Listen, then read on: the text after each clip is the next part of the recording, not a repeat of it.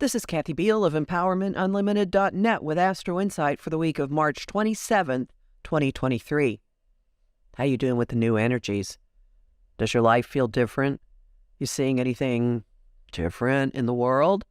Or are you so busy and so crazed yourself that you've just been in a flurry of activity and not really spending a lot of time worrying about what anybody else is up to? We've made it through the major sign changes that were part of the month of March. Saturn is now in Pisces, where it's going to be for a couple of years, bringing structure and order and, perhaps accountability in our dealings with and connection to all of existence. Pluto is briefly in Aquarius, where it will sit at the doorway until early June, giving us a foretaste of new ways of dealing with collective issues and especially of power and technology, which we'll come back to more next year. And Mars, the planet that rules how we push ourselves forward, our cosmic action hero and first responder, has finally left the information-oriented air of Gemini, which it has been flying back and forth through since the end of last August, and is now in home-loving, nurturing Cancer. But maybe you haven't really had the time to notice any of that just yet. The week begins with a high-energy callback to the beginning of the month. Mercury, the planet that rules what goes in and out of our mouths and minds and how we get around, is meeting with Jupiter, both in Aries. The reason this is a callback to the beginning of the month is that Venus had exactly the same meeting on March 1st. At that point, the two planets of absolute indulgence were in go-getter mode with nothing about to stop them. And now our minds and our information sources and flow and thoughts and words are meeting with the guy with the can of flame accelerant.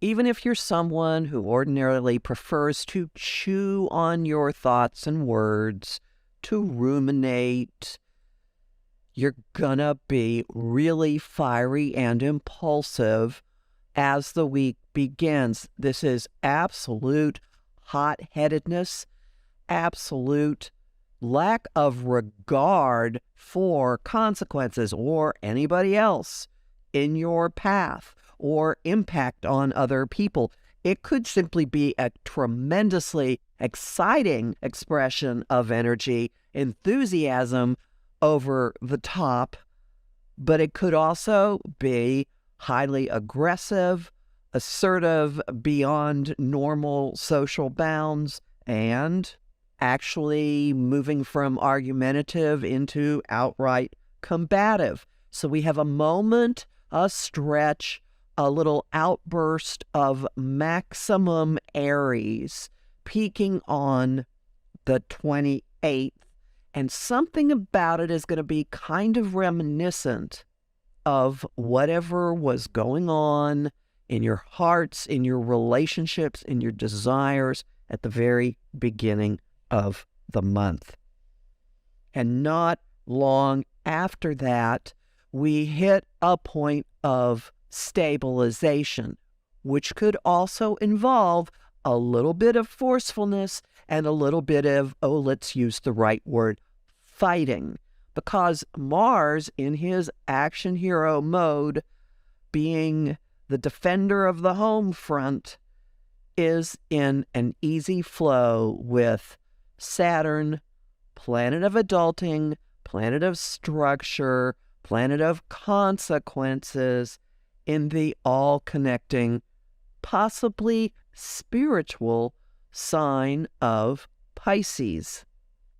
This trine is exact on the 30th, and we may find that wherever our energies naturally gravitate ends up grounding us in something that is good for the soul. This could be a moment of, oh, if anybody does this anymore, scrubbing the walls of your shower stall with a toothbrush, maybe, to get the scum off.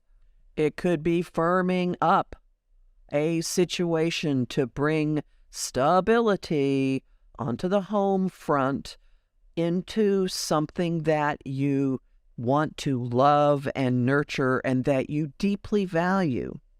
It could be absolutely committing to something that you love. Committing to family, committing to your home base, committing to your roots, committing to your own security, possibly setting up a home base.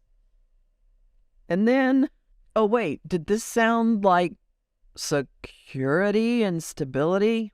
Well, not entirely, because something is coming unlocked at exactly that moment.